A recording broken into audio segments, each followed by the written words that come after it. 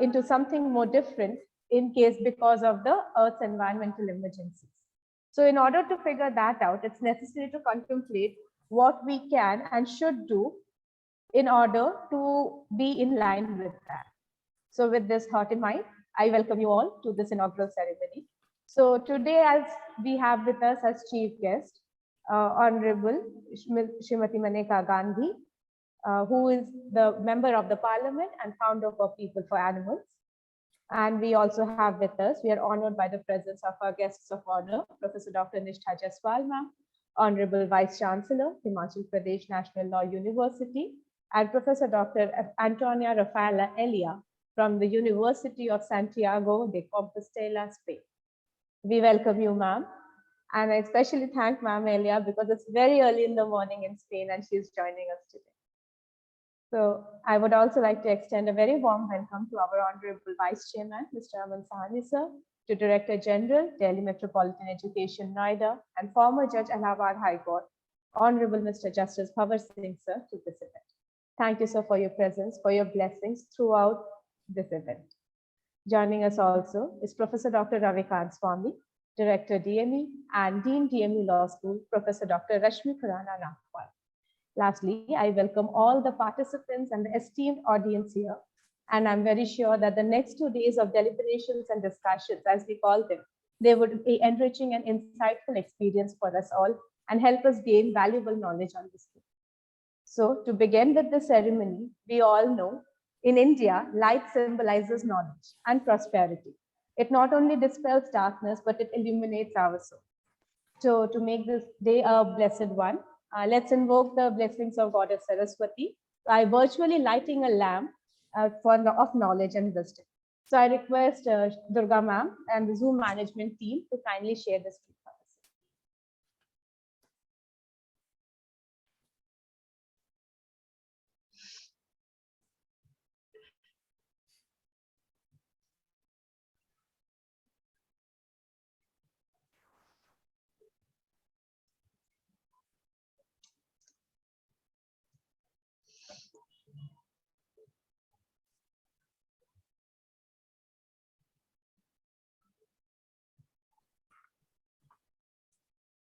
Ma'am, I'm requesting you to play the video.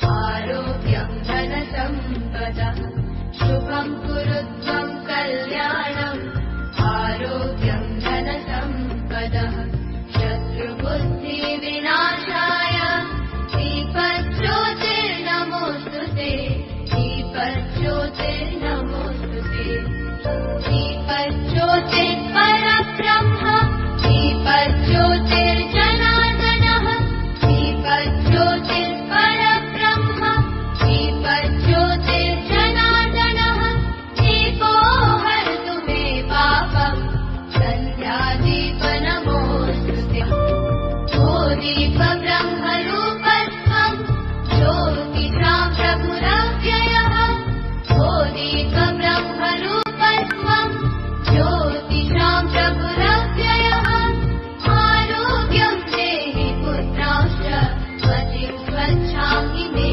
सदा रवेरस्तं समारभ्य यावत् सूर्योदयो भवेत् रवेरस्तं समारभ्य यावत् सूर्योदयो भवेत् यद्यतिष्ठे गृहे दीपः तस्य नास्ति दरिद्रता शुभं कुरुत्वं कल्याणम् आरोग्यं धनसम्पदः शुभं कुरुत्वं कल्याणम् आरोग्यं धनसम्पदः शत्रुबुद्धिविनाशाय दीपज्योतिर्नमोऽस्तुते दीपज्योतिर्नमोऽस्तुते शुभं कुरुत्वं कल्याणम् आरोग्यं धनसम्पदः शुभं कुरुत्वं कल्याणम् आरोग्यं धनसम्पदः.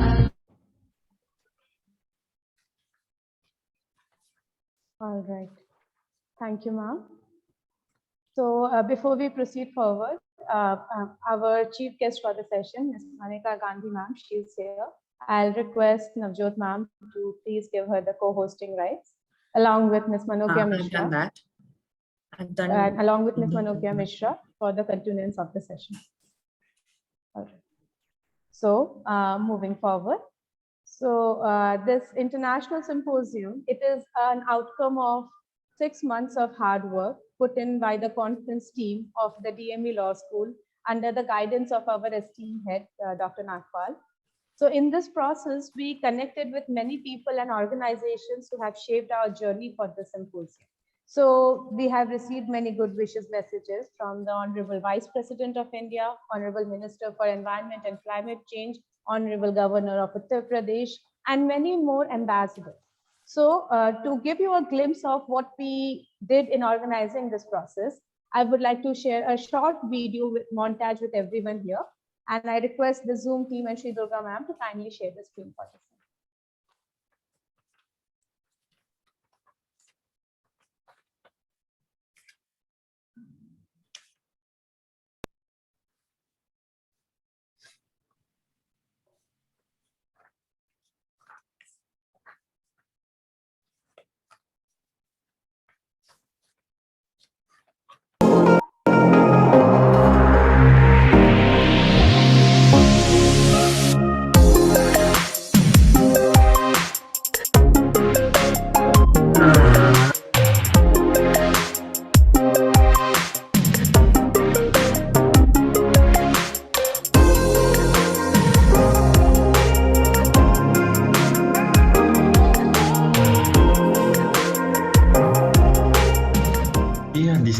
Experts and colleagues. I am Stéphane Poufari, the CEO of Energy 2050, a non-profit, non-governmental organization engaged at the international level in the fight against climate change and the implementation of the so-called just transition. We are engaged both on the climate negotiation side and on the implementation side with partners and activities in more than 70 countries. I will have the great pleasure to present our vision later today in the session on sustainability in a dynamic world.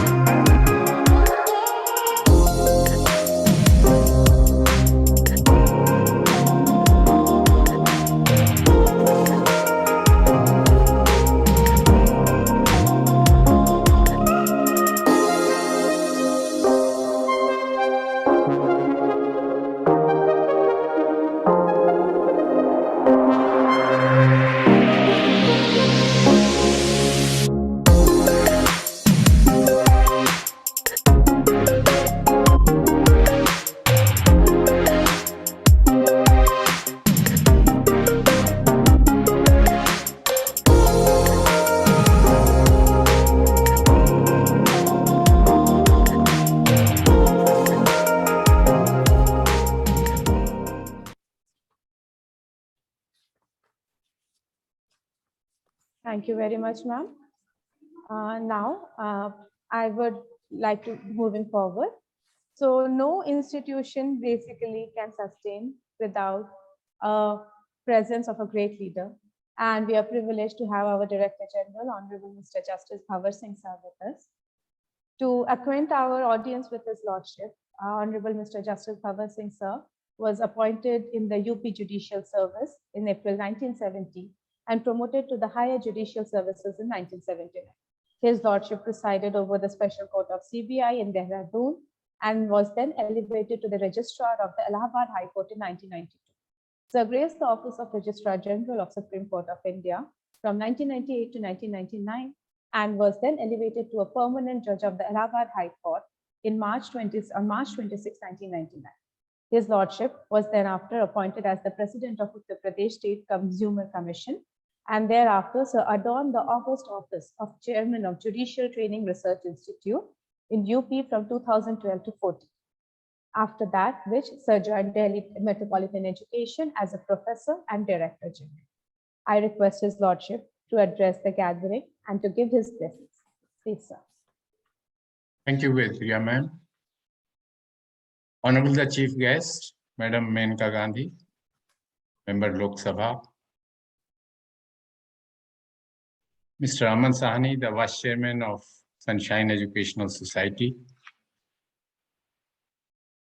Professor Ilya, Professor Jaiswal, Director Ravikant Swami of DME, Dr. Nagpal, Dean, Ma'am of the Law School, Coordinator Priya ma'am, ladies and gentlemen. It's my great pleasure to welcome you all to this international symposium on rethinking the environment, sustainability in modern era. Our environmental problems are many in number, and this problem seems to be worsening with time, bringing to us a time of a true environmental crisis. It is therefore becoming increasingly important to raise awareness of the existence of these issues. Friends, pollution of the air, water, and soil caused by toxins such as plastics, heavy metals, etc., released by factories, combustion of fossil fuels, acid rain, oil spill, and industrial waste. Global warming is another factor worrying us. The emission of greenhouse gases due to human activity causes global warming. Overpopulation is such factor which has been causing us great tensions and stress. We are facing shortage of resources such as food, water, and fuel to sustain the rising global population. In agricultural lands, chemical fertilizers are causing havoc. An excessive amount of waste, that is waste disposal, is produced and dumped in the oceans. Nuclear waste is particularly dangerous, as well as the plastics and electronic waste. In this context, our attention is drawn towards Ukraine and Russia war, in which various kinds of bombs are being used. Vacuum bombs are very dangerous. The fumes emanated from them absorb the oxygen, and then it proves to be a killer. The increase in the population of carbon dioxide of humans causes the ocean's acidity to rise, which has a negative impact on the marine life. Production of carbon dioxide results in the rise of acidity in oceans. Species and habitats are becoming extinct due to human activities. This causes an imbalance in natural processes like pollination and poses a threat to ecosystems. Coral reef destruction is very particularly affected. Deforestation is taking place despite the Supreme Court orders not to cut the trees, but population growth means less oxygen due to cutting of trees. Friends, pollution caused by chlorofluorocarbons in the air creates a hole in the ozone layer, which protects the Earth from harmful UV radiation. Pollutants in the atmosphere, such as sulfur dioxide and nitrogen oxide, cause acid rain, which has negative consequences for humans, wildlife, and aquatic species. Lack of clean water is one of the leading environmental problems currently. Friends, pollutants in the air also cause issues such as respiratory disease and cardiovascular disease. I hope many more issues are likely to be addressed in these 2 days, and the outcome will certainly be positive. I will request the coordinators to publicize the concluding suggestions of the speakers so that the people in the large number may be benefited. Thank you very much.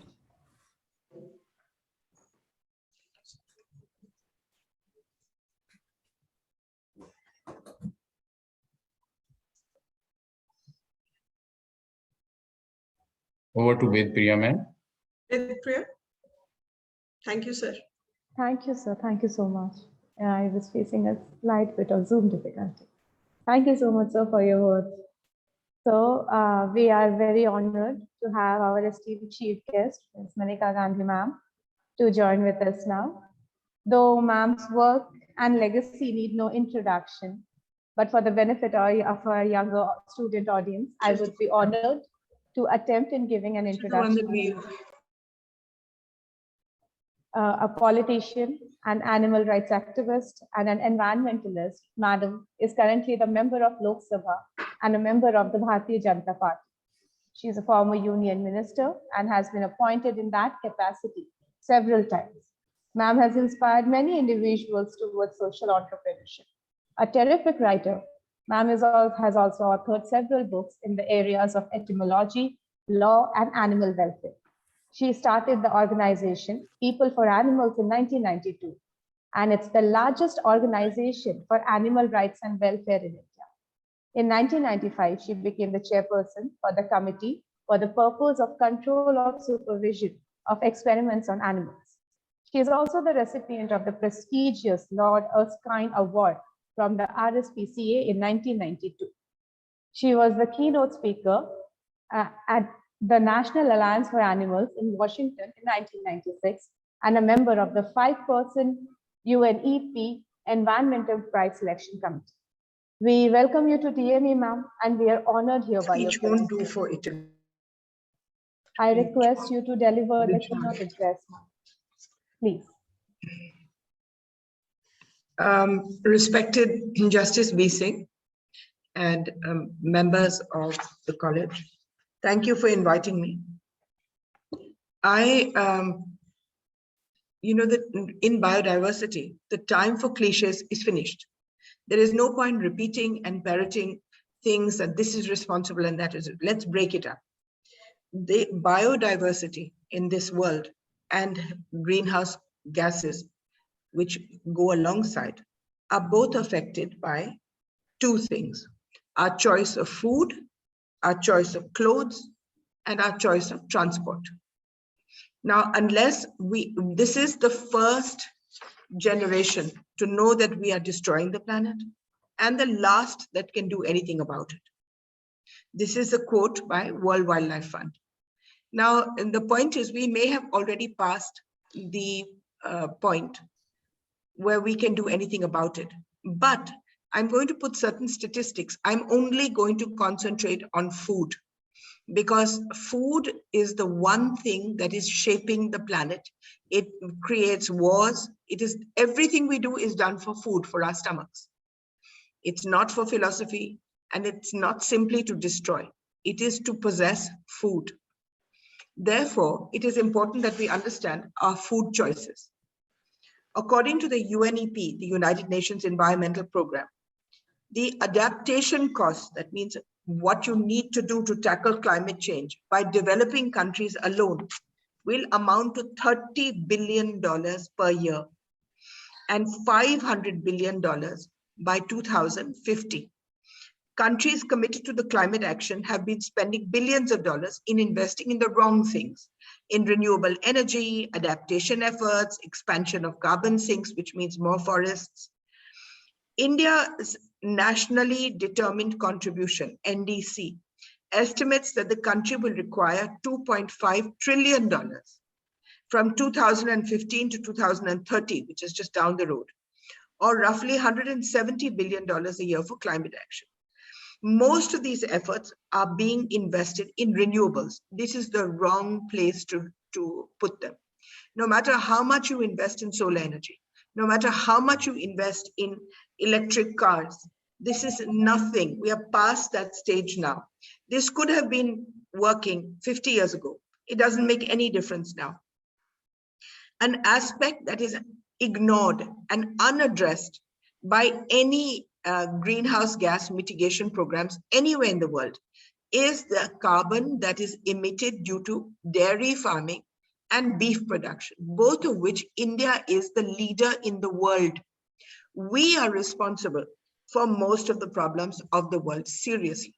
And to consider us a developing country so we can, and put the problem back on carbon dioxide, housing, development, this is all wrong.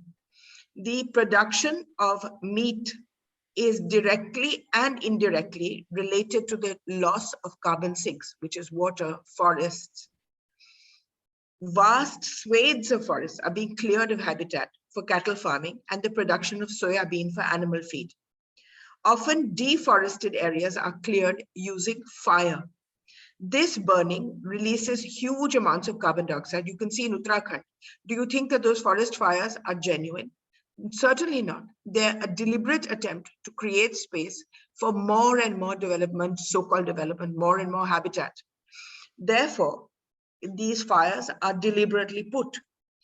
Global livestock production alone. Let's just talk about meat, because meat is the main problem in the world. Global livestock production amounts to 14.5% of carbon emissions a year. That is huge. The difference in emissions between meat and plant production are sharp. To produce 1 kg of wheat, you emit 2.5 kg of greenhouse gases. To get a single kilo of beef creates 70 kilos of greenhouse gases. The difference between 2.5 and 70 is what is killing the world. Now, people say that these warnings are not relevant to India because of our low one-person meat consumption. It's not true. India is home to the largest population of livestock in the world, more than 535 million. It has been estimated that over 200 million tons of CO2 equivalent are released by Indian livestock each year. Cumulatively, Indian livestock produces more greenhouse gases every year than all the cars, trucks, and motorcycles in the country. India produced 4.1 million metric tons of carcass weight equivalent beef and veal. Veal is the meat from calves, babies, in 2021, and is fourth in terms of production volume in the world. Now it's number 1. Last year it was number 4, today it's number 1. We've increased by 20%. We are not feeding the population of India meat. We are feeding the whole Middle East, we are feeding Jordan, we are sending it all over the world. Over 1 million metric tons, CWE, of beef and veal were exported from India in 2021. Therefore, India is responsible we cannot abdicate our responsibility as a major emitter of greenhouse gases from meat production. Raising cows and buffaloes for meat and milk involve cruelty, like drugging the animals with antibiotics, beating them. Our slaughterhouses are disgusting. But what would it do if we eliminated this practice of livestock rearing? If we did not put an emphasis on milk and meat production, we would reduce the carbon content by 50% in India, resulting in lesser costs for government and civil society in tackling climate change. At the moment, let me explain to you very simply before I read out. There are two gases that are responsible for climate change. One of them is carbon dioxide, and that is the only thing on the menu abroad and in India. And we often take shelter in international conferences by saying, we didn't emit the maximum carbon dioxide. We didn't do this. We are a developing country. But the major emitter of actual climate change is not carbon dioxide. It is methane. And we are #1 in the world in emitting methane. Methane is 24 times more lethal than carbon dioxide. And the major source of methane are just three. There is animal emissions, that is all the animals you grow for eating. That is chickens, pigs, goats, cows, buffaloes. These are herbivore animals which we grow. The second emission is from coal, and we are a coal-based country. And the third emission is from rice, and we are a rice-based. And all three, we, China, and Brazil, are the three single culprits for methane emissions. Now, how will it help if we stopped meat? Or we can't stop coal at the moment. And we certainly can't stop rice because it's a cultural thing. But if we stopped meat, the amazing part would be that carbon dioxide, suppose we stop doing everything, suppose we stop breathing or stop building houses, stop doing anything that emits carbon dioxide. Even then, the carbon dioxide in the atmosphere would take 100 years to grow 1% less. All right, what's already there. But if we stopped the emission of methane, it simply takes 4 years for the methane to disappear in the atmosphere, which means that we can even now stop global emissions of methane. Even now we can stop, greenhouse gases if we just stopped meat eating. If we just took a policy that we will not feed the rest of the world meat. Now, a study done in PLOS climate found that phasing out meat over 15 years would have the same climate benefit as cutting 25 gigatons of CO2 emissions annually. That is huge. The benefits of the phasing out will manifest very early. As animal agriculture is phased out, more land will be available for biodiversity, for growing of biomass, resulting, which means simply trees and bushes, anything green. This will result in global cooling from as early as 2030. That is 8 years from now.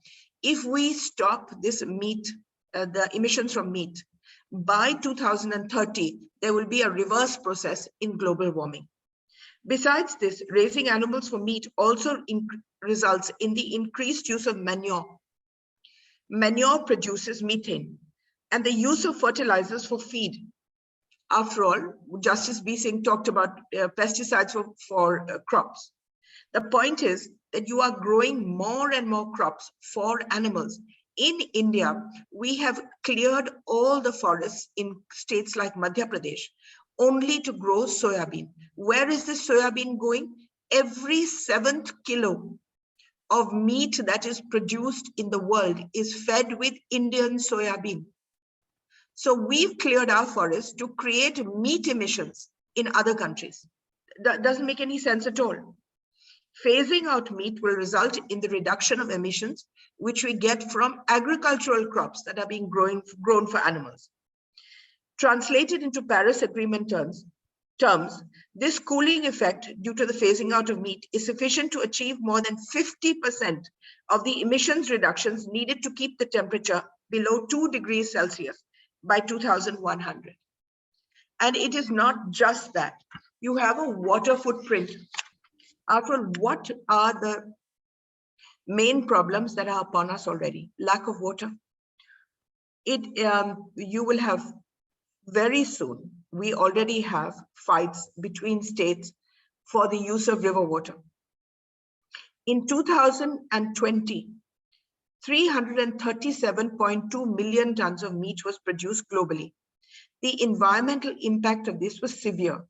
A report by the Water Footprint Network showed that the production of wheat in India, takes 2,100 liters of water, while 1 kilogram of pig meat takes 5,218 liters, just 1 kilo. Can we afford that? 1 kilo of Indian chicken meat consumes 8,367 liters of water. That's amazing. For every time you have 1 kilo of chicken, you have used up 8,000 liters, which one family could live on for more than a month. And a kilogram of cow meat or buffalo meat uses 16,547 liters. This is what an average Indian uses in 4 months. On the other hand, non-meat products, which means vegetables, fruit, and sugar crops, have a much lower footprint. These terrible figures are exclusive of the footprint of materials used in feed production and animal raising. At the moment, we in India rank 101st out of 116 countries in the global hunger index. That means we are at the bottom 16 or the bottom 15 in providing food to our people, or even water. And instead, we are growing animals for the rest of the world using that food, that water. Why should our soya bean be feeding the rest of the world's animals when we could be feeding our own hungry people? As the world's population is expected to hit 9.6 billion by 2050, in fact, I think much earlier, food production will have to be ramped up. And this will result in a surge in the amount of meat production. For instance, India is now a major meat-eating country all of a sudden in the last 20 years. So is China. So is Asia, in fact, has overtaken the West in meat-eating. This high level of, if we calculate the meat production and multiply it by just 5,000 liters per kilo, to take an average rather than 16,000 liters, we are moving towards a severe water crisis. As per UNICEF, 1.42 billion people live in areas of high or extreme high water vulnerability. The Global Water Institute estimates that by 2030, which is just 8 years down the road, 700 million people will leave their homes and go somewhere else because there will be no water. 700 million people shifting around, of which a good number will be from India. Can you imagine the social tensions? Can you imagine the strain on all government resources that this will put?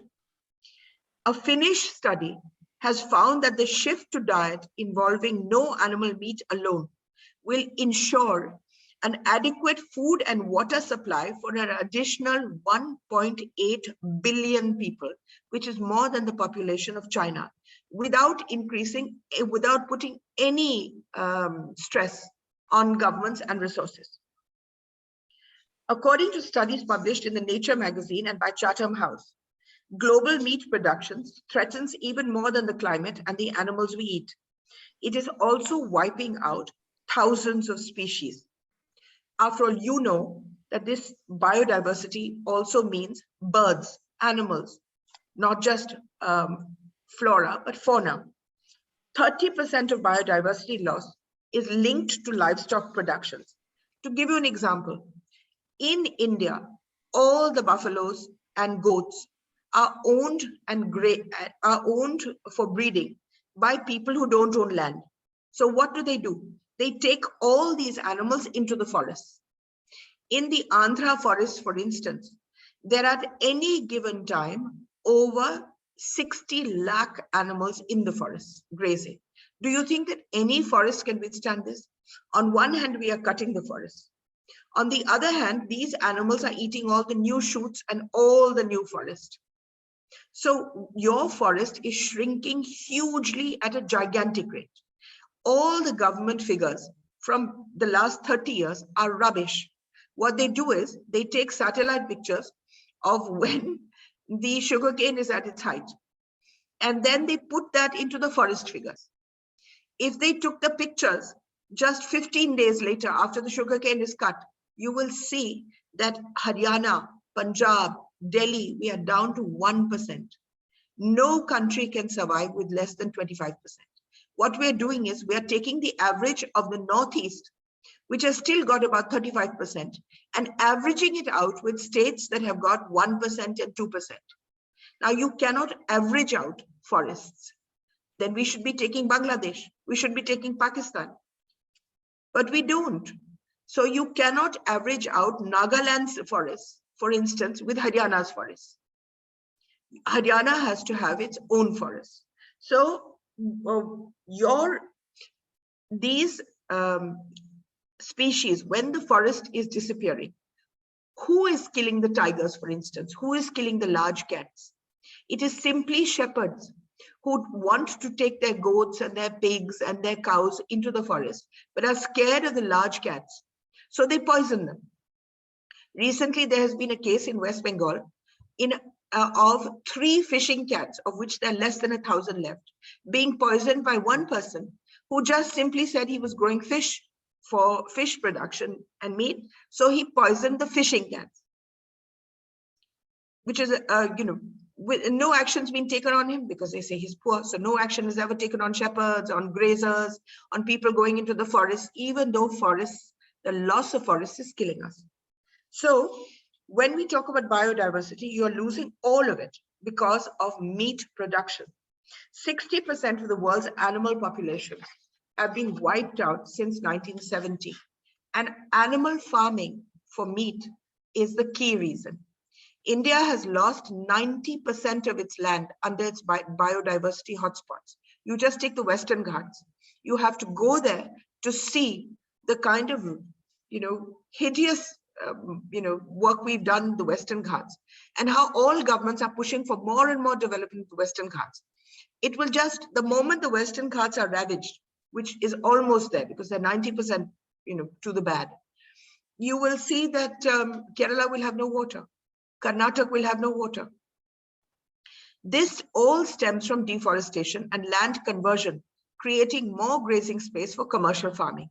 As the demand for meat increases globally, more land use change will occur to accommodate production of enough feed for farm livestock. The animals may be grown for food in America, but they will be fed by India, fed by China, fed by Asia. To satisfy the demand, the meat industry encroaches on species-rich forests and prairies. The 2 other causes of fauna decline also relate to eating habits. First, wild animals are being eaten into extinction. For instance, caviar, which the rich eat, are simply the eggs of pregnant fish. Fishing is decimating the oceans. Data shows that populations of fish and other marine vertebrates, including marine mammals, reptiles, and birds, have halved in 1970. And currently, 1/3 of all fish populations have been fished out beyond biological sustainability, which means we can no longer restock the oceans. In India alone, simply your ornamental fish farming, which has become, a great fad to keep fish aquariums in offices and houses, I don't think you even know how it's got. It is not farmed fish. The catchers go to the coral reefs where all the fish are bred. They pour cyanide into the water. Cyanide doesn't kill fish. They just become unconscious. They are then picked out, put into tanks, and brought to all the cities to be used for to brighten up your home. But in the meantime, that cyanide has killed everything. 87% of your coral reefs have disappeared only because of your ornamental fish farm.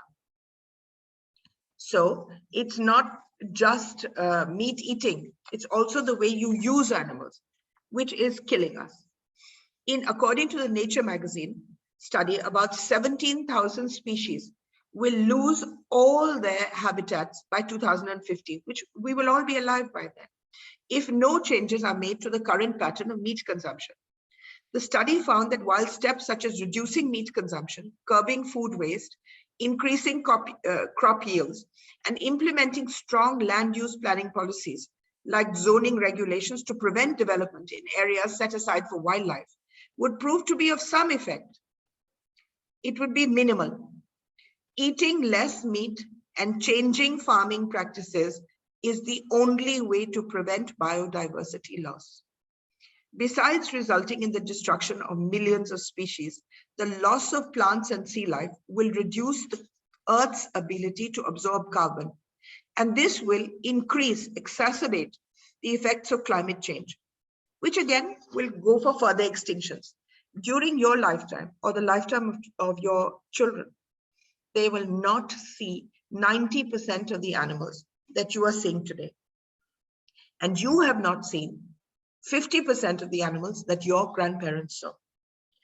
Besides all this, the pollution caused by the meat industry, besides depleting almost 1/3 of the total fresh water in the world, livestock production pollutes and contaminates water, which has severe impacts for environmental and health systems, for biodiversity. However, water is not the only element being heavily driven to unusable extents by killing of animals for meat. Again, a paper published in Nature Food has found that with the use of animals for meat, it causes twice the pollution of producing plant-based foods. A recent study published in the Proceedings of the National Academy of Sciences calculated that around 9,100 human deaths, I think this figure is wrong, it would have to be much, much more, were caused by beef, pork, and dairy production. While better management of livestock and better application of fertilizers could bring down the amount of air quality related deaths, the total prevention of such deaths can only be done by preventing or avoiding meat altogether. If you simply changed your consumption pattern and left out meat, you would be able to get cleaner air. That's what it means. The health costs of meat eating are again amazing. According to the Global Burden of Disease Project, as cited by the World Health Organization, round about 3.4 lakh cancer deaths per year are just attributed to diets high in processed meat. And that's just in America alone. Think how much we must be doing in India. Though eating red meat has not been conclusively established as a cause of cancer, if the reported associations are proven to be causal, the same project has highlighted that diets high in red meat could be responsible for 50,000 deaths per country per year. The cost of treating cancers in India ranges from 1,50,000 and can go beyond 50 lakhs. Is this an amount that India can afford? Milk in itself, which is the root cause of our meat production, because animals are grown for milk and then within 2 years they're cut for meat. That amount related to cancer could have been used for so many other diseases. According to the Suchi vegetarian study, vegetarians have a 15 to 30% lower total medical expenditure and a 13% lower outpatient medical expenditure compared to those who consume meat. The reduced costs arise due to the meat in causing hypertension, heart disease, cancer, and gallbladder disease. The point is that I can give you 1,000 reasons not to eat meat. It's basically saving your own life. Every single person who eats meat is endangering. We talk about smoking and we say one person who smokes endangers the life of his whole family. I'm saying that one person who eats meat endangers the life of every single being on the planet, not just humans. The sparrows, the tigers, the whales, the water. It is the most vicious, iniquitous thing to do. And therefore, this has to be the root of what we push. If we can change Government of India policy to simply say that we will not export meat to begin with, 70% of our meat production will go down. At the moment, you have 22,000 illegal slaughterhouses in Kerala alone. Can you imagine how many we had in UP or how many we have in the rest of the country? The meat eat, let's come back to preventable diseases. We have just now staggered out of how many thousands of people, lakhs of people dying with COVID. Where did it come from? It came from meat eating and the meat eating of wild animals in Wuhan. Because the body is not geared to meat, even now. The meat eating habits of humans have been responsible for so many diseases. For instance, of course, there's no conclusive proof on this, but it says HIV, which has killed 36 million people so far and has no cure. Even now, you can keep it at bay, but you can't cure it. It's believed to have been transmitted to humans through the consumption of chimpanzees. The swine flu epidemic, which has killed 5 lakh people from the trade of pig meat between America and Eurasia. Every now and then we have a recurrence of bubonic plague, the latest from Mongolia. This has been attributed to the consumption of marmot meat. The SARS-CoV-2 virus, which has affected all over, is again come through the consumption of bat meat in Wuhan. How many zoonotic diseases have come simply from the eating of meat? And apart from destroying wildlife and biodiversity, how many more will come? When we talk about biodiversity, there's no point taking on all the minor problems. The pesticides, and then everything comes back to what you eat. If we can simply push for a change in policy, whether it's through the law, whether it's through pushing governments, whether it's using personal influence to change our own societies, this is the area where you have to go.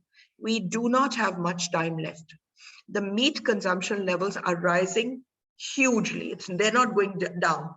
On one hand, we have a whole lot of young people who have deliberately turned vegan in protest against meat eating, but that's not even 1/1,000,000th of what we need to achieve. So if you want to actually talk about biodiversity, let's not talk about 10,000 things which we can't affect. Let's just talk about personal choices and how we need to stop meat. Thank you. Thank you so much, ma'am. That was such an insightful and wonderful address. It makes us think how we wish to live in the future. Owing to ma'am's busy schedule and prior commitments, I believe she will have to leave us now. So I would, ma'am, I'm sorry, you're on mute. Ma'am, so I would like to invite Dr. Rashmi Khurana Nagpal, our Dean, DME Law School, to thank ma'am for her presence in the event today. Thank you, Bedpriya. Thank you so much, Manika ma'am, for gracing the occasion. Our heartfelt and great thanks, gratitude, our sincere gratitude to you for sparing your valuable time from your precious schedule. You were attending Parliament every day, and this is, ma'am, I'm really grateful to you and an honor to tell you that we are being led by we are being led and guided by our Director General, Justice Bhavar Singh here at DME. Along with him, our Chairman, Sunshine Educational Society, Shri Vipin Sani, Vice Chairman, Shri Amal Sani, Professor Swami, and a team of eminent faculty members. With you, I am really thankful to Dr. Jaswal, Nishtha Jaswal. She has been my teacher, guide, mentor all through, and a role model. And it's a great honor to have you with us today, ma'am. The reason that we thought of inviting madam around 4 months was that I came across her conversation with one Shenik Rao around 5 years ago, while writing a research paper on environmental laws, that she discussed in that conversation, which is still available, I checked yesterday on YouTube, that she had discussed meat and environment in great length, methane and carbon dioxide in great length.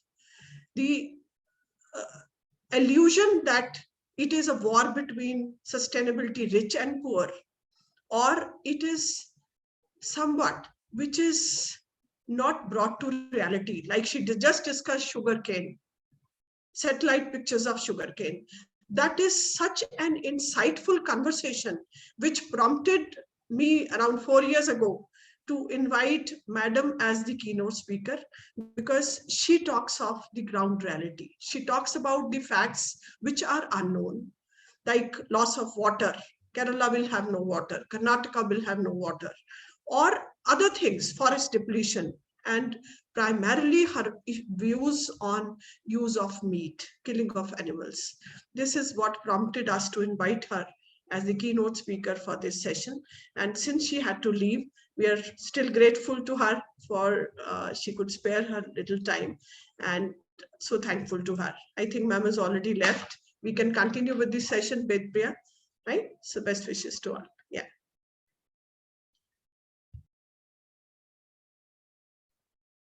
Thank you so much, ma'am. So now I call upon the student convener for the International Symposium, Ms. Manogya Mishra, to keep the ball rolling for the event. Please, Manogya. Thank you, ma'am. I would now like to invite our next guest of honor, Professor Dr. Nishtha Jaswal, ma'am, Vice Chancellor, HP and Evolution Law. With over 35 years of experience in teaching and research, ma'am is one of the leading environmental law jurists in our country.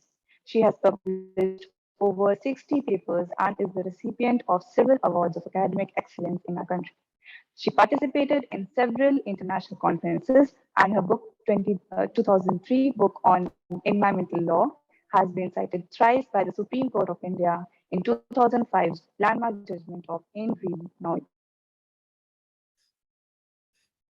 So we welcome you, ma'am, and we would request you to please address us. Thank you. Thank you, Dr. Rashmi. Thank you, all the esteemed members of the esteemed university, for inviting me to be one among the attendees here.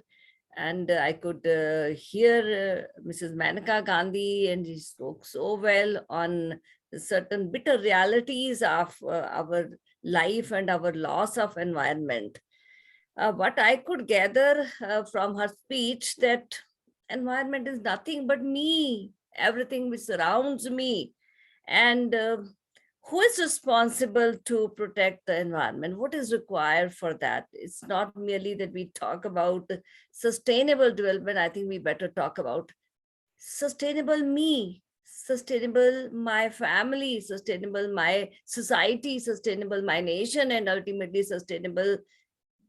I have to be sustainable universally. And it's not today we are talking about. In fact, our Vedic treasure talks about when we say Vasudhaiva Kutumbakam. So we have to think globally, we have to act globally. Note of appreciation, because Honorable Mrs. Maneka Gandhi talked a lot how we are going to lose, how we are responsible. I have note of appreciation for the Indian Supreme Court, that so much efforts have been made till date. If I just talk about, we cannot count on fingers MC Mehta decisions, where we talk about adopting all the sustainable development principles. I can talk about MC Mehta versus Kamal Nath, like where we talk about the doctrine of public trust. Now the government, and in fact, each one of us, we are trustees of the environment for the future generations. And in fact, whatever religion we may follow, whatever religion we may worship, but ultimately, I think every religion teaches us to protect the environment. I can just refer to Atharva Veda. Atharva Veda, we find saying, Bhumi Devi is Mother Earth. May whatever I dig from you grow back again quickly, and may we not injure you by our labor. And if I refer to Rig Veda, the words of wisdom are Ek ev agnir bahuda samid eko surya vishvatu prabhuta. It means Agni, the soul one, is kinder in many ways. Sun, the soul one, manifests in all things. Usha, the soul one, illuminates all universe. And this is the whole universe, in fact. And even in Holy Quran, we find the reference. And do not walk upon the earth exultantly. Indeed, you will never tear the earth apart, and you will never reach the mountains in height. I can also quote from Holy Bible. God said, behold, I have given you every plant yielding seed that is on the face of all the earth, and every tree with seed in the fruit. You shall have them for food, and to every beast of the earth, and to every bird of the heavens, and to everything that creeps on the earth, everything that has the breath of life, I have given every clean plant for food. And it was so. Even I can quote from Japji Sahib. Guru Nanak Dev Ji very rightly said, Pavan Guru Pani Pita Mata Dharat Mat, which means air is the Guru. Water, Guru means, Professor Elia Guru means teacher. It is the teacher. Water, the father. Earth is the great mother. And in fact, again, whatever definition we got through Brundtland Commission report, it is still true. Every moment it is true. Sustainable development is development that meets the needs of the present without compromising the ability of the future generations to meet their own needs. Sustainable development, in fact, journey is very long internationally. We start from talking about protecting the environment from Stockholm Declaration in 1972.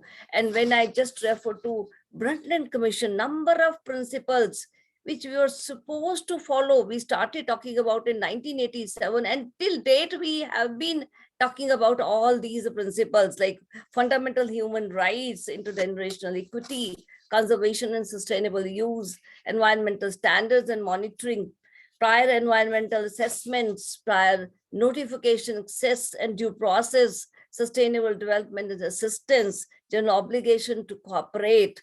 Most important is our general obligation to cooperate. And we had Intergovernmental Panel on Climate Change, 1988, Earth Summit, 1992, United Nations Convention on Biodiversity, 1992. And suddenly I want to jump to Millennial Development Goals of 2000. And how similar these are to the 17 Sustainable Development Goals.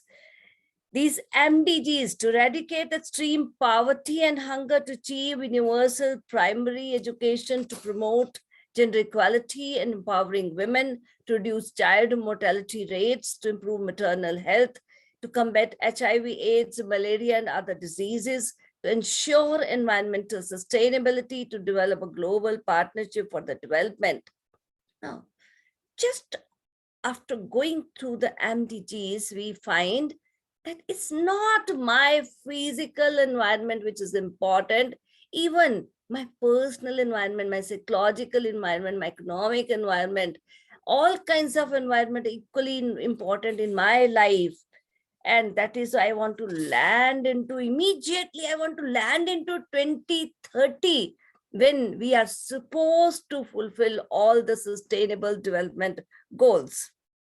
Now, this 2030 agenda consists of 4 sections: political declaration, set of 17 sustainable development goals, 169 targets, and 233 indicators.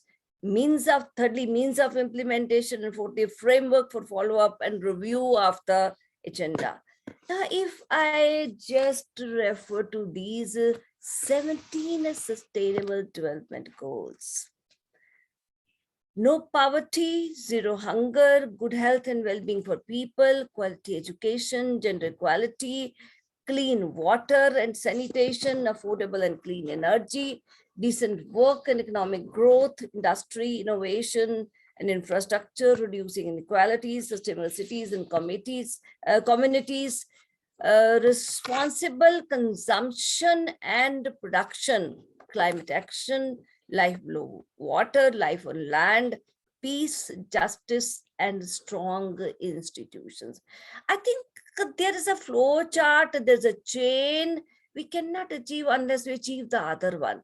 We cannot have this 16th SDG, peace, justice, and strong institution, unless until we fulfill all the 15 ones. And then 17 one again is the most important because we need to have partnerships for the goals. No poverty. I think neither the developed countries can understand what is this poverty, nor even in developing countries, those who are living in urban areas, they can't understand what is poverty. Poverty, in fact, we were taught a great lesson by COVID-19 pandemic situation. I don't know whether we have learned or not, but that has taught us what is poverty, because so many people throughout the world, they lost their employments. I can talk about the developing countries. I can talk about India. The situation was worse. Even in India, like the migrant laborers, they transferred back to their own places, knowing well that they will not get employment there. And ultimately, what will be the impact? We are well aware of that. And when we talk about zero hunger, can we have zero hunger if there is no poverty? Answer is no. And for that purpose, again, we have to work very hard. Honorable Mrs. Maneka Gandhi also talked about, when she referred to that, how the animals whom we use for eating meat, they eat the soya bean, which is grown to a great extent in India. And if we don't eat meat, then I think almost every family will have something to eat. That's very important. And good health and well-being for people. Now, this third goal, this aims to ensure healthy lives and promotes well-being for all the ages. Now, the moment we use the term well-being, even if we don't specifically call about, we only talk about eradicating certain epidemics or certain contagious diseases. But the moment we talk about well-being, well-being includes happiness, satisfaction, mental health, apart from physical health. And at the same time, of course, focuses on why so many suicides being committed throughout the world. Then we talk about quality education. Now here I would just take a pause, and I would like to appreciate the Indian Supreme Court, that this right to health and right to education, primary education, has been declared as a fundamental right under Article 21 of the Constitution. And I would like to share, because I talked about well-being, that right to life under Article 21 has been interpreted as right to live with human dignity. Can we live a dignified life if we don't have a normal health, if we don't receive education? And it's not merely receiving education, it has to be quality education. Again, I would like to just refer to that. Now we have National Education Policy 2020. Aims are wonderful, but the problem may be in implementation, in budgeting and all that. Let's hope and let's have the inclusive and quality education, because Supreme Court has a number of cases talked about that it's not merely a blackboard and a chalk, a book and a teacher. Is really teaching. And I would say it's our Indian culture where we don't merely teach, we try to imbibe in ourselves, imbibe in our students, what is the most important teaching, that is values. This is very important. And when we talk about gender equality, I can see most of the female faces virtually here. We know very well what is the meaning of gender equality, whether we talk about decision making at the home front, whether we talk about when we dare to enter the male domain, and males, they think that certain domains belong to males only. But I think today we name any area and the females, they are excelling there. We have so many studies to that effect also, but still we can count such females on fingers. In fact, today only in the morning, I reached back after attending a vice chancellor conference, and there also we discussed all these SDGs when the focus was on gender equality. And I simply said, why we talk merely about that whether we have females or not? This is not the question. How many females in the employment? How many females receiving education? The question is, how the females who have received education, who are occupying positions, what kind of practical difficulties they are facing. Still the males, Professor Ilya, I don't know about Spain, is because India is such a country where the females used to be worshipped, and in Sanskrit we say yatyar naryastu pujante ramante tatra devta, that where the female are worshipped, there reside gods. But I don't know, but here many a time, even the females, those who are occupying positions, they face practical difficulties, and we can find males admitting that this is nothing but a male chauvinism. They are used to dominate the females. That's the issue. So unless and until we change the mindset, we cannot talk about this sustainable development goal of gender equality. I can also clean water and sanitation. Surprising, in fact, globally in SDG, we are talking about it. I'm not going to talk about data, but once this is a natural right that we must have clean water, we must have sanitation. And when God gave us birth, we had this natural right, and still as this is our natural right, but still we are talking about that we have to achieve this right by 2030. Affordable and clean energy. It may be rubbing off stones and getting the fire to cook the food, or it may be any other mode, because we need to protect the environment. So that is why we talk about that we must be able to afford, and we must have clean energy so that no pollution is caused. Decent work and economic growth. Fortunate are we have the fundamental right to life. And at the same time, we have directive principles of state policy, which are guidelines for the state. I can refer to Article 39A, this livelihood. I can talk about 39E and F. And nobody should be forced to enter into a vocation which is not suitable to his or her age, strength, and health.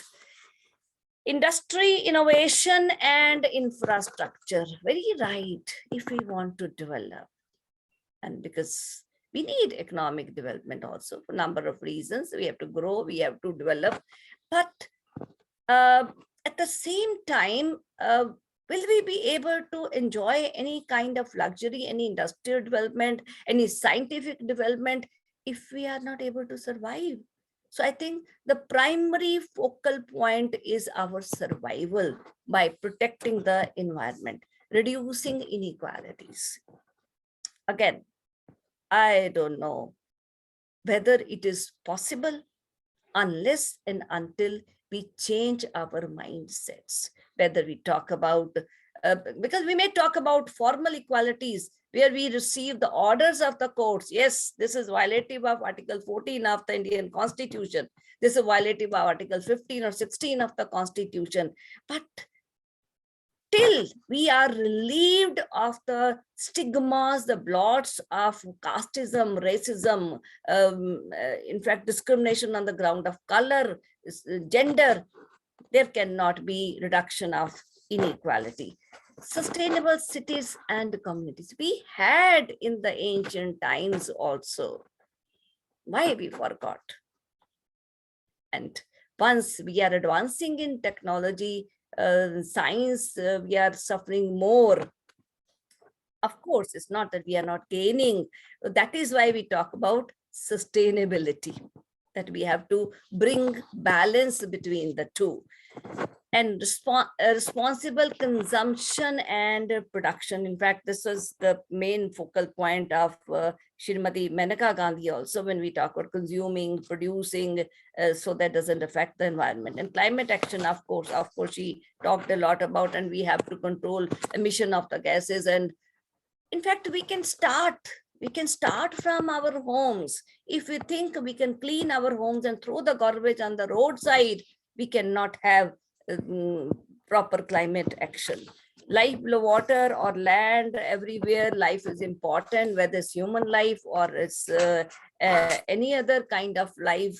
It's our duty, because God made all of us equally without any discrimination. And as I said a few minutes back, that if we fulfill our objectives, all the sustainable development goals, only then we can have peace, only then we can justice. I won't talk in the sense that justice which you receive in the courts. I'll say only then we can justify our being, our identity, our autonomy, our survival, and only then we can have strong institutions of not merely we can refer to an economic institution or any social institution. I can talk about me as an institution. Every individual is an institution by himself or herself.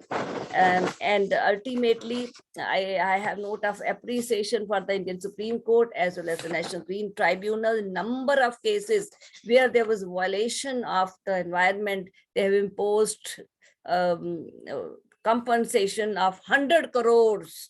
I'm not referring and citing all these cases here, but I can share with all of you that I'm a poet by heart, and I'll just explain the sustainable development goals in the form of my poem.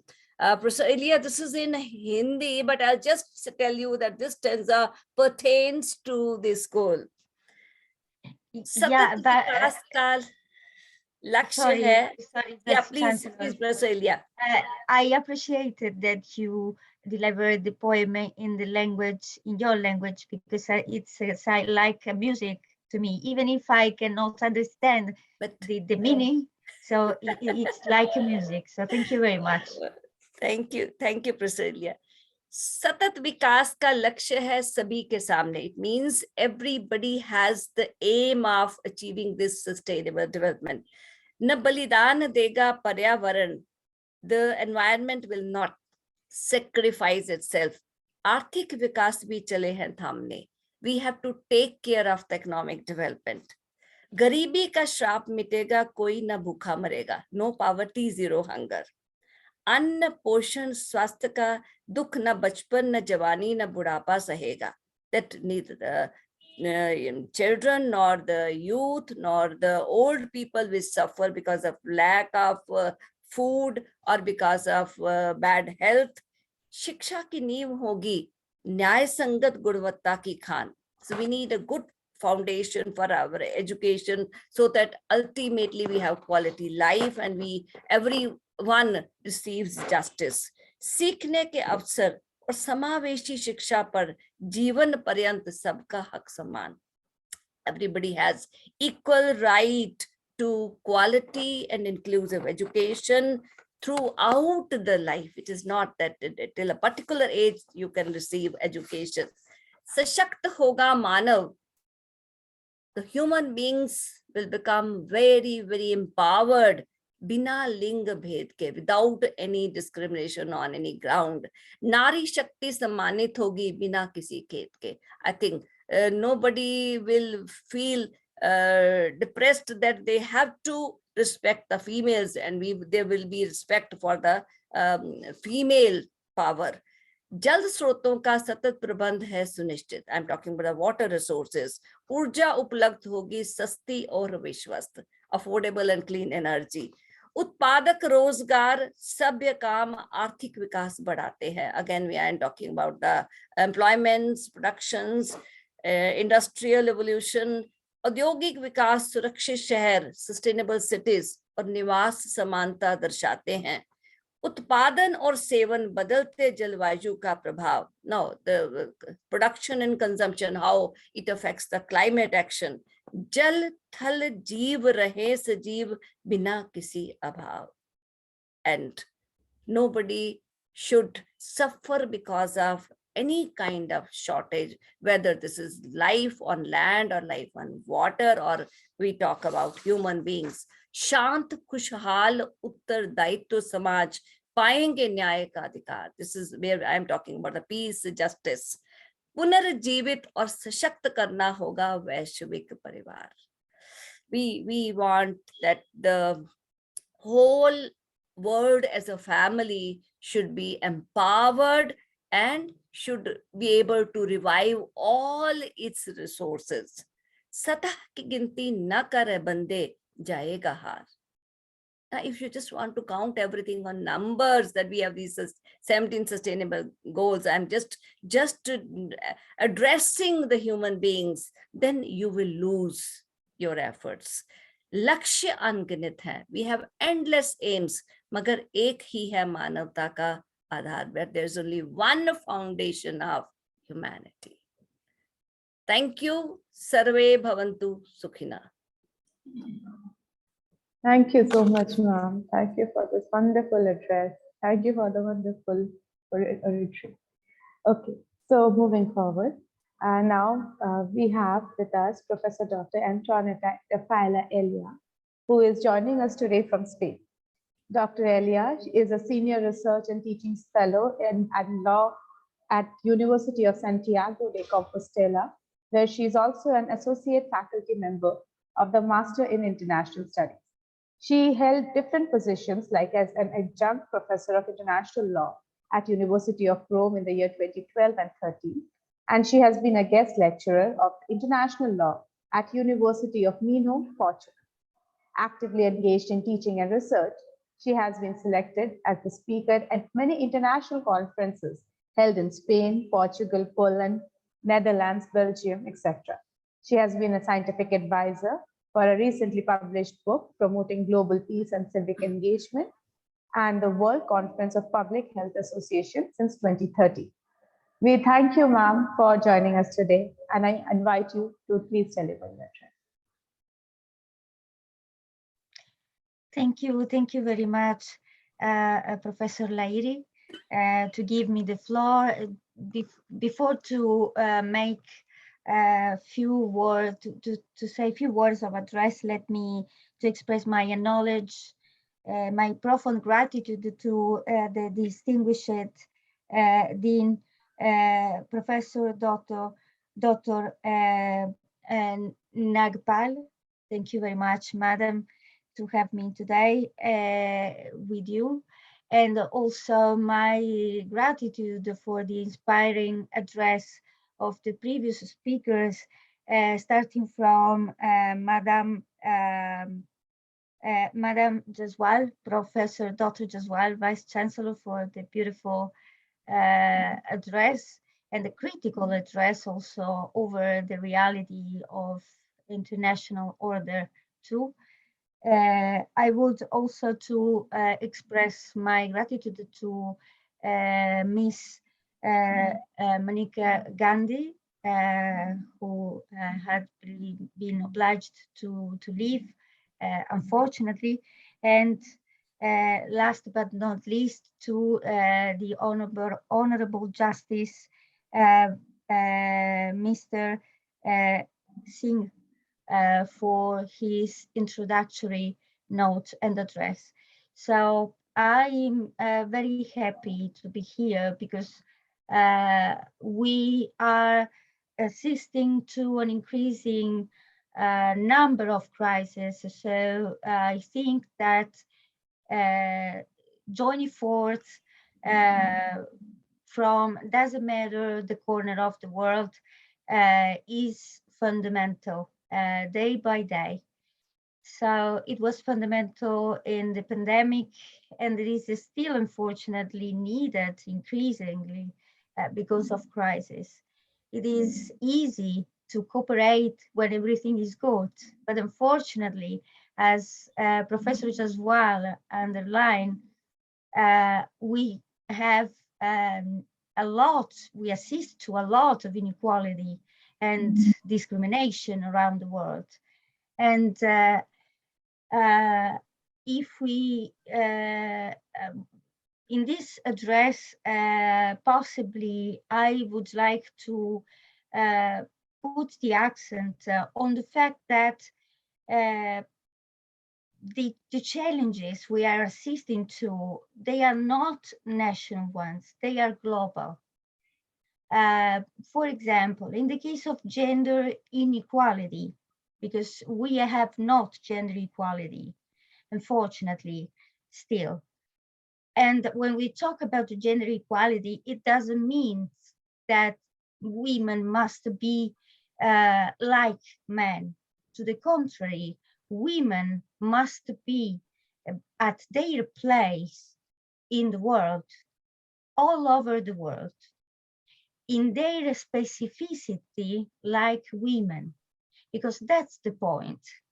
Equality means to put the sign of the women over the world, not just to act like a man or to have the charge or the same pay like a man. It means to have access to affordable education, to quality education, like Professor Jaswala is underlined. But quality education means that I can have also access to it, starting from access to materials, access to specific courses, and so on. In many countries, for example, I would like to make reference to Afghanistan. In relation to right to education, the Taliban government just yesterday renewed the banning of reopening schools for young ladies under 10 years. So young girls are out of basic education. That's Afghanistan, but we came across the world, including in such, let me use the term, but I don't like to make the difference between West and East, which is an instrumental and a political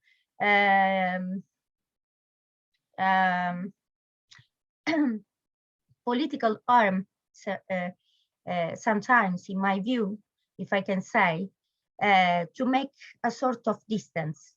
But to me, no distance is possible when we share common values and we fight for the same battles, social battles, fighting against poverty, for gender equality, for equity, because no equality is possible without equity. That's the point.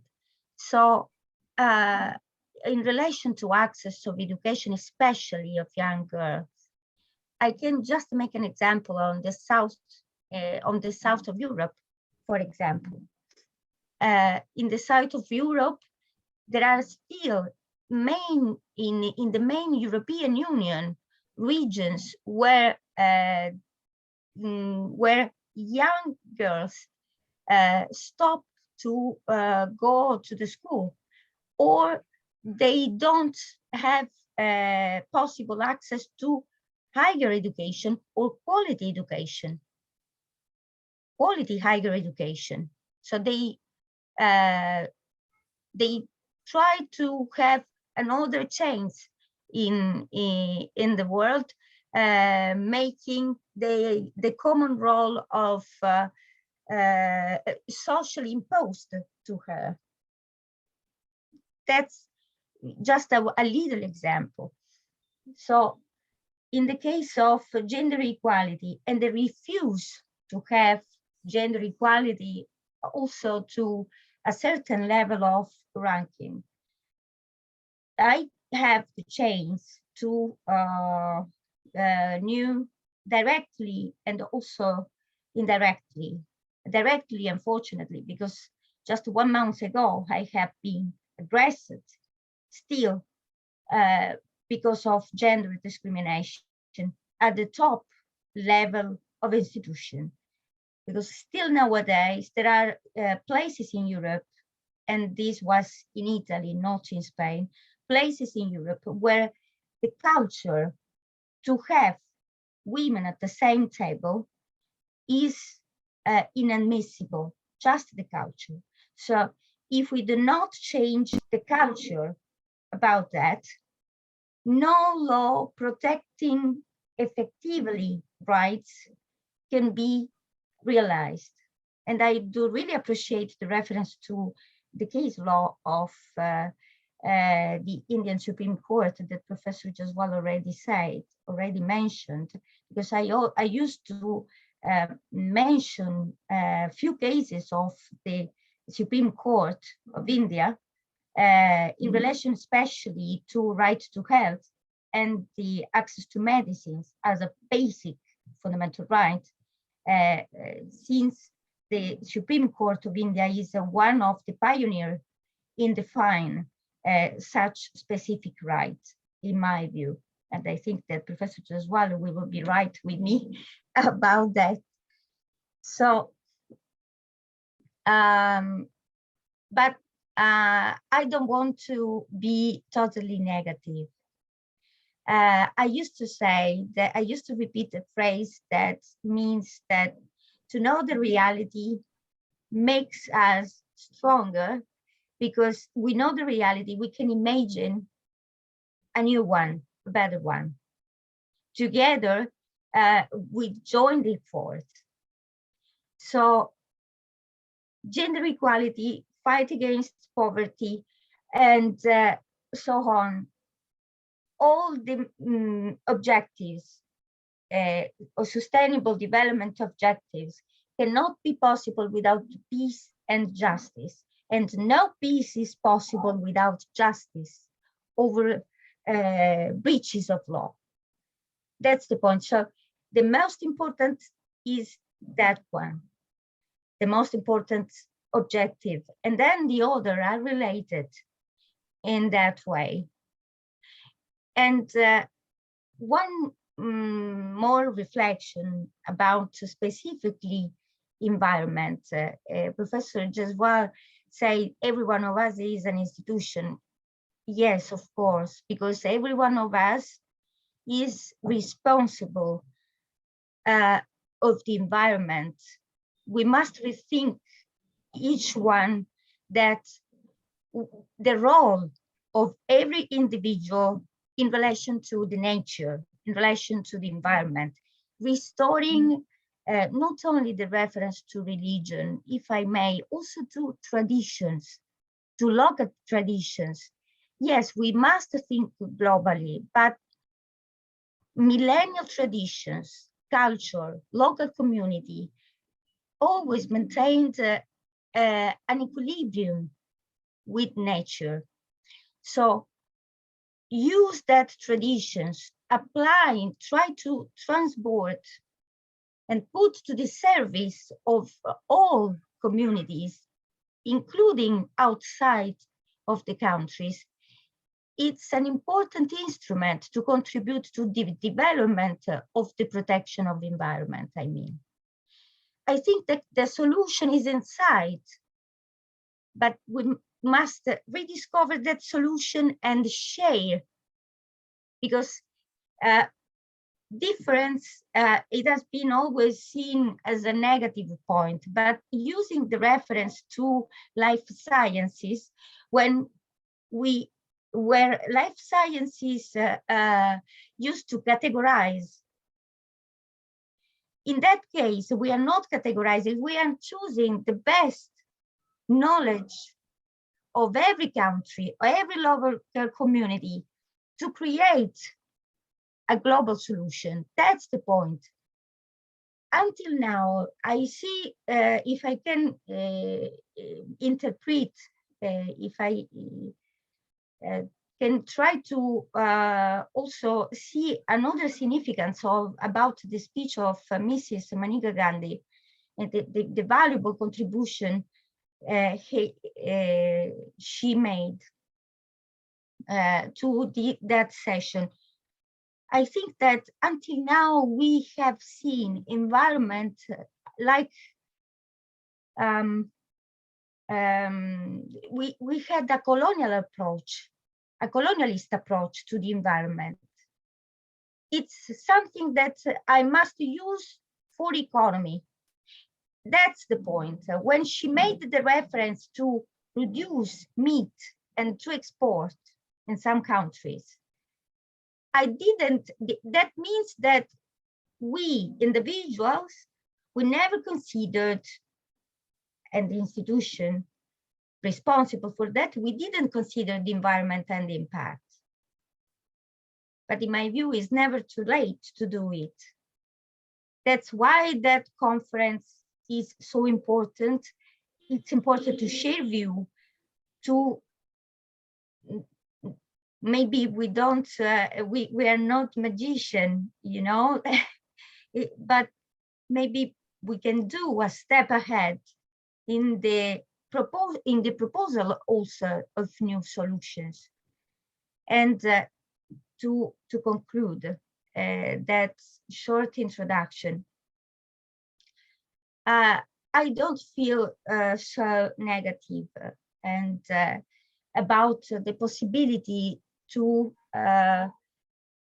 find an agreement, to change the mood, the view of entire environment. Sometimes because it's a matter of approach. When we have a crisis, we must try to find a solution into the crisis, not to say, we have a crisis, okay, we cannot do anything. No. Joint efforts are increasingly requested and needed. And I'm absolutely sure that if we return to the United Nations, organized United Nations, including all countries around the world, and most importantly, people around the world, nations.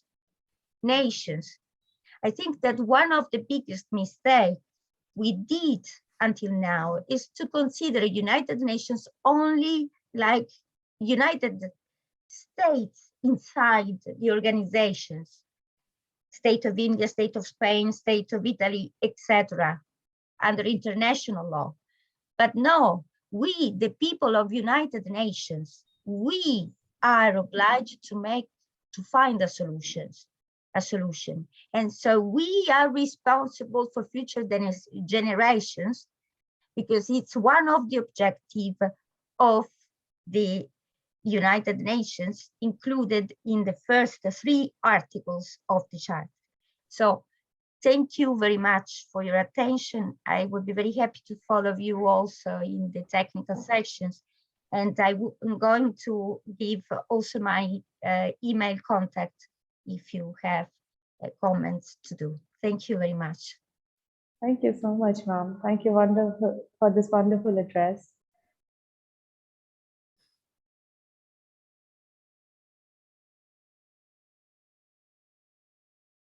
And yes, we look forward to it. I would like to invite Mr. Aman Sahani, who is the Vice Chairman of Delhi Metropolitan Education Nada and the visionary leader that is helping DME for us.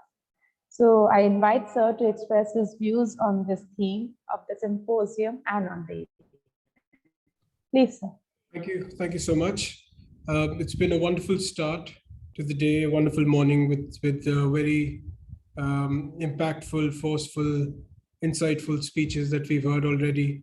And it brings us back to look at the topic that we have today. Sustainability, environment, and I find that a background to our organization first. We are teaching law over here in DME. We are also teaching journalism. We are also teaching management. We have another sister college where we are teaching engineering and architecture and hotel management and several other courses. We're also running 2 schools. And I find that we have these topics on environment, on sustainability now coming from in the lectures of the 4-year or 5-year-olds in schools, going up to MBA students as well. So what I've seen is that this is a topic that is not just in vogue, but also of great concern to educators at all levels. We are all very concerned about this, and this dialogue, this enrichment of knowledge, of awareness is relevant not only today, it will also be relevant in the times to come. So it is something that was relevant yesterday, it is relevant today, it will be relevant tomorrow. We need to discuss it, we need to talk about it, we need to find solutions. I'm very glad that we are holding this international symposium to do so. And I would like to, in fact, quote Isaac Asimov, who said quite brilliantly that the saddest aspect of life right now is that science gathers knowledge faster than society gathers wisdom. And we see ourselves in a phase where there is a lot of advancement, there is a lot of technology, there is a lot of lifestyle change that we have, but then it is coming at a great cost. And in fact, it is now reached such a level that the writing is on the wall before us. We find that the scientists, the governments, visionary futurists are already looking at possibilities of settlement outside the Earth, on other planets, other galaxies. So it has already reached a point where there really cannot be any other meaningful topic of debate other than this, that how do we continue, how do we ensure survival on Earth, sustainable living on this planet. So these are really important questions that we are now exploring. A lot of people say that, what will come and will come, and in the long run, like Keynes also said, in the long run we're all dead, so it doesn't matter anyway. But then there is another Asimov quote that I would like to share, which says that in life, unlike chess, the game continues after checkmate. So there is a lot yet to come, and we must prepare for it. We must look beyond our own lifetimes, and we must do all that we can. So with these words, I would like to wish everybody associated the best of luck, and I'm hoping to learn a lot myself. So my best wishes. Thank you.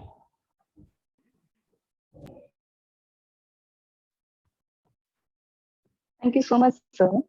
With this, we conclude the event. Thank you for joining us. You may stay back to record your attendance by filling in the link.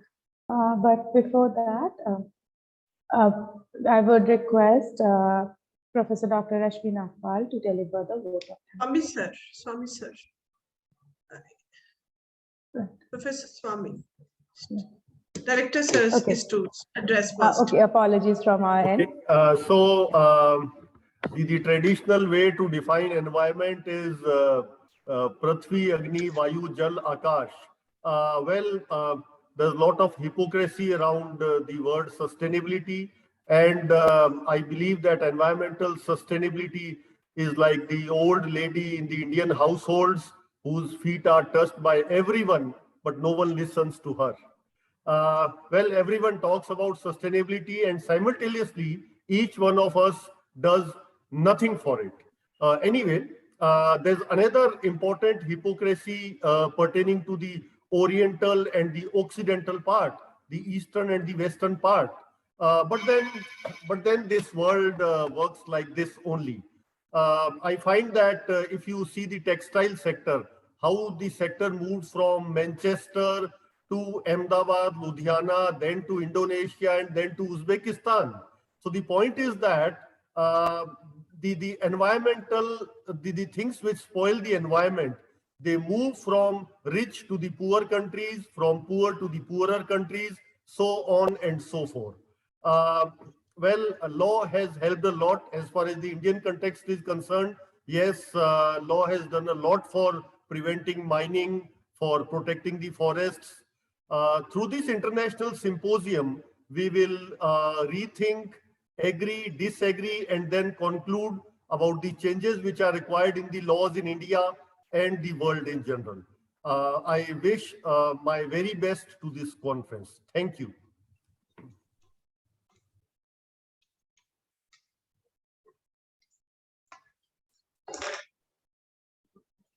Thank you, sir. With this, we move on to the end of the ceremony. I now invite Professor Dr. Rashmi Nagpal ma'am to conclude the event. Currently, the Professor and Dean School of Law, Delhi Metropolitan Education, Noida, ma'am has a teaching experience of approximately 15 years. She has worked at organizations such as Punjab University, Chandigarh, Amity University, Noida, Amity University, Lucknow, Dr. Ram Manohar Loya, National Law University, Lucknow, Nirma University, Ahmedabad, and as Principal, Geeta Institute of Law. She serves as editor, member of the editorial board for leading law journals. I request ma'am to please deliver the vote of thanks and declare the conference open. Please, ma'am. Thank you, Manogya. Thank you so much. It's indeed a pleasure, and I'm short of words if I need to express my heartfelt thanks to Professor Nishtha ma'am. With ma'am, it's about love, respect, and the liberty to approach her at any point of time. Since the days I was her student, she has been a role model from date till today. Not only in the aspects of the classroom teaching, but giving a motherly treatment to each and every one, whether connected with her in the classroom or outside. That liberty, that approach of that love and respect goes on till date, that where I'm able to approach ma'am any time of the day, that comfort level is so much that ma'am was traveling yesterday and it was difficult for her to join in the morning today because of her busy schedule. Still, I had the liberty to include her name as one of the panelists, one of the guest of honors, and took that liberty without even seeking her permission prior to the program. It's indeed an honor for me as a student to approach my teacher, my mentor guide like this. And we are a law college. We are dealing with around 1,500 law students. This is the approach that I think we all need to follow, where there is love, respect, and the student have the liberty to approach the faculty, even when they are at a position. Ma'am is now Vice Chancellor, National University, Shimla. But we take the audacity to approach her any point of the time, and to her grace that she has never ever refused. Similar relationship with Professor Jaswal. The similar relation remained any time we could approach her for any program. Ma'am has been, and sir has been, a leading author of environmental laws. All their books are referred to by the environmental law students in the course curriculums. And that has always stayed in the mind. So when it was the topic chosen, then only ma'am's name was in the forefront in my mind. So thank you so much, ma'am, to be here with us today. And we are equally grateful and thankful to Professor Elia. There is huge time gap between Indian Standard Time and the time of Spain. So she has joined us early in the morning. So that's a great pleasure and an honor to have you with us, so fresh in the morning. We were a little hesitant to ask her because the time gap is such that it would be 3 a.m. in Spain. So we were a little hesitant, but then when she agreed in no time, we were more than happy. I'm really thankful. Okay, thank you so much. It's my pleasure. We have a time gap, but we are united by values. So no matter about time gap. Thank you very much. Thank you so much. Your address was indeed very wonderful, and remarkable point in the address that I liked was that peace is not possible without justice. and so many things pertaining to that, because this remains each one of us concerned. Each one of us is an organization in itself, and individually we can do all the efforts. Community level later comes into picture. And Professor Jaswal, I always appreciate it because my doctorate is in environmental laws. So it is indeed a pleasure to hear ma'am any time of the day. Role model being that her class used to be so interactive, so interesting. Ma'am was full of knowledge. Her attire that we still admire, how to carry ourselves. She remains a role model, how to go in the class. That is always encouraging for each one of us to follow, I must say. And now the Rashmi, poetry. I am so proud of you, and you know it very well. You are my eldest daughter, and daughters always praise the mothers. God bless Yes, you. ma'am. Thank you so much, ma'am. Thank you so much. We are equally grateful to our Director General Justice Bhamar Singh, sir. Without his efforts and without his guidance, I don't think that we can succeed and we can do our best in this organization. My heartfelt thanks to Shri Aman Sani, Vice Chairman, Sunshine Educational Society, for delivering a very short but very apt message about life and checkmates. And the saddest part that he mentioned was science and wisdom, which is worth remembering for all of us. Professor Swami is the leader of our DME institution, and we are always grateful to him and grateful to the organizing team, to all eminent faculty members, without whose endeavor nothing is possible. Thank you so much. And I believe firmly that we can grow without polluting. That's the message that we get at the end of the day with this topic. So my best wishes to all, and many thanks to everyone for joining. We would wish Nishtha ma'am, Professor Elia, and even Madam Menaka Gandhi to visit the institute physically, and because everything is getting back to normal, thankfully. So ma'am, a request to you that you come to the college here in the physical form to meet our students, and that too to Professor Elia. Thank you so much. I hope so. I hope so. Professor Elia, Pleasure. hope to see you soon. I do really hope. I would. It will be my pleasure and my privilege. Thank you. Yeah. Okay. Bye-bye. Bye. Bye. Thank you so much, ma'am. I now request all the dignitaries and the faculty members to switch on their cameras for a group photograph.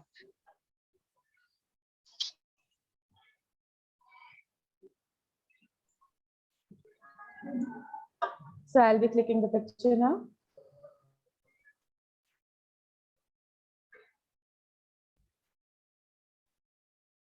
Thank you very much. Thank you. On this note, we conclude the event. Thank you for joining us. You may stay back to record your attendance by filling link in the chat box, and all the participants are requested to join the respective technical sessions via the Zoom link provided. I once again thank each